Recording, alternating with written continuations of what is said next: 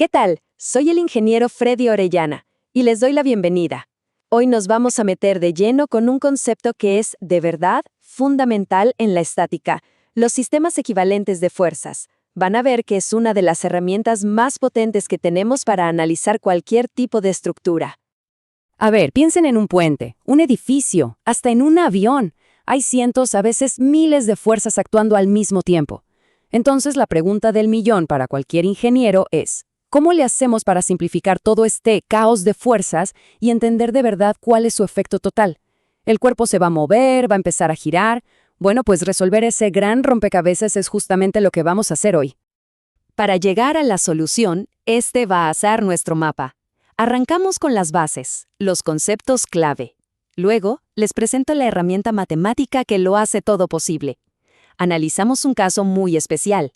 Y finalmente, llegamos al objetivo principal: reducir cualquier sistema de fuerzas, por más complejo que sea, a su expresión más simple. Así que, empecemos este viaje. Muy bien, vamos por partes. Para poder jugar con las fuerzas, primero hay que entender las reglas del juego, sobre todo cuando estamos hablando de cuerpos rígidos.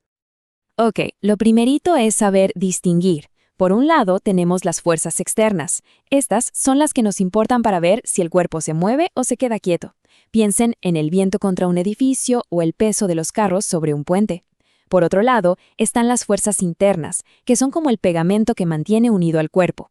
Son importantísimas, sí, pero para otra materia, para resistencia de materiales. Para lo que nos interesa hoy, el movimiento del cuerpo como un todo, nos vamos a concentrar 100% en las fuerzas externas.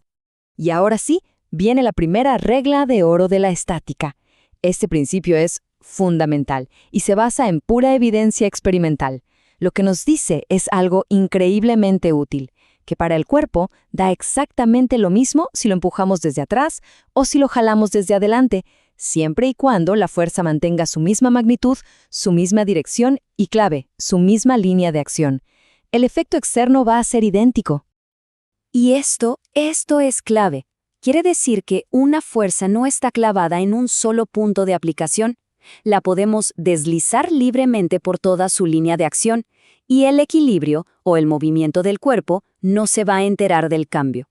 Esto nos da una flexibilidad tremenda para hacer nuestros análisis. Perfecto. Ya sabemos qué hacer con las fuerzas que intentan mover un cuerpo de un lado a otro. Pero, ¿qué pasa con las que intentan hacerlo girar? Para eso, necesitamos una herramienta nueva, una herramienta específica. Y esa herramienta se llama momento, aunque seguro también la han oído como torque. No es más que un vector que nos dice con numeritos qué tan fuerte es la intención de una fuerza de hacer girar algo alrededor de un punto. Y para calcularlo, usamos una operación matemática llamada producto vectorial, o producto cruz, entre un vector de posición R y el vector de la fuerza F.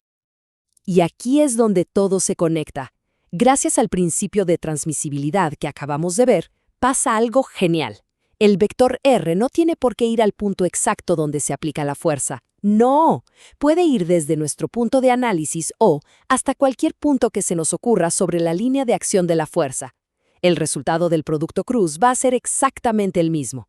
Y créanme, esto nos salva de muchísimos cálculos complicados. A ver, para los problemas en 3 dimensiones, la forma más ordenada y segura de calcular este producto vectorial es usando un determinante. Es bien fácil. Armamos una matriz de 3×3. Arriba, en la primera fila, ponemos los vectores unitarios I, J, K. En la segunda, las componentes del vector de posición R. Y en la tercera, las componentes de la fuerza F. Resolvemos este determinante y listo. Obtenemos directito las componentes del vector de momento. Ahora, un atajo potentísimo. El teorema de Varignon, que en el fondo es solo la propiedad distributiva del producto vectorial, nos dice algo súper práctico. A veces, en lugar de calcular el momento de una fuerza inclinada y complicada, es mucho más fácil descomponer esa fuerza en sus componentes, digamos en X y en y simplemente sumar los momentos de cada una de ellas. Como podemos ver aquí en la imagen, el momento que genera la fuerza F respecto al origen es idéntico a si sumáramos vectorialmente el momento que genera su componente F1 más el momento que genera su componente F2. De verdad, una herramienta que nos va a ahorrar mucho trabajo. Bueno, ya que dominamos el concepto de momento, vamos a ver un caso muy particular, uno muy elegante que aparece todo el tiempo en ingeniería. Hablemos de un par de fuerzas. La idea es súper simple. Son dos fuerzas iguales en magnitud, paralelas, pero que van en sentidos opuestos. El mejor ejemplo es girar el volante de un coche. Una mano empuja para arriba y la otra para abajo. Si suman las fuerzas, el resultado es 0. Por eso el volante no sale disparado hacia adelante, solo rota.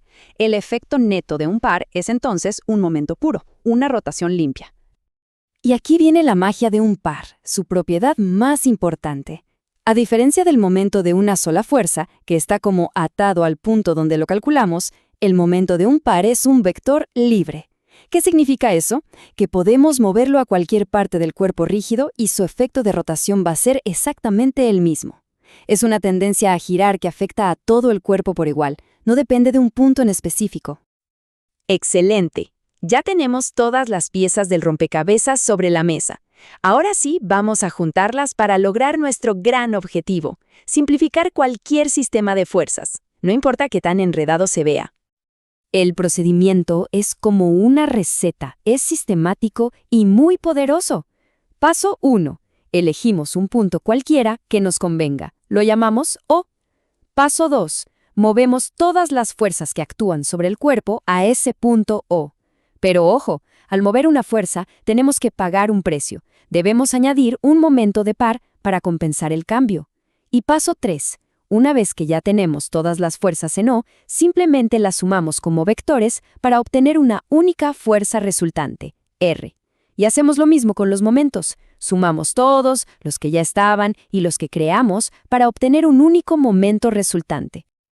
Y este es el gran resultado. Un sistema original que podía ser un verdadero caos con fuerzas y momentos por todos lados, resulta ser externamente equivalente a un sistema increíblemente simple, una sola fuerza y un solo momento, actuando en un punto que nosotros mismos elegimos. Para el mundo exterior, estos dos sistemas son indistinguibles, producen exactamente el mismo movimiento y las mismas reacciones.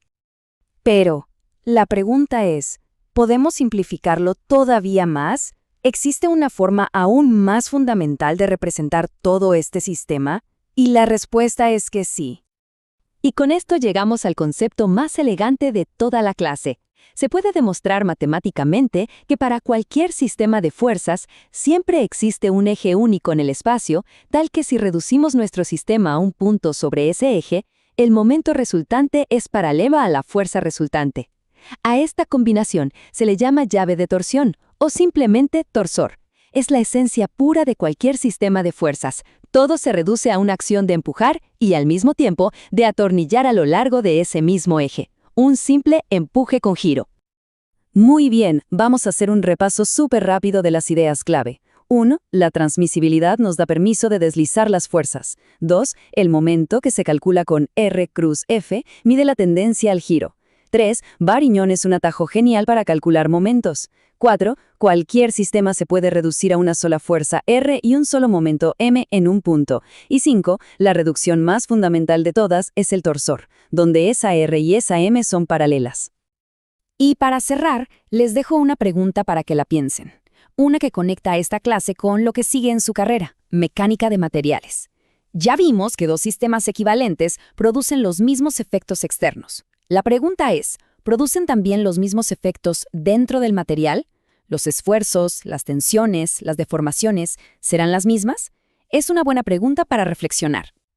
Y con eso terminamos por hoy. De verdad, espero que esta clase les haya servido para entender este concepto tan poderoso de los sistemas equivalentes de fuerzas. Muchísimas gracias por su atención.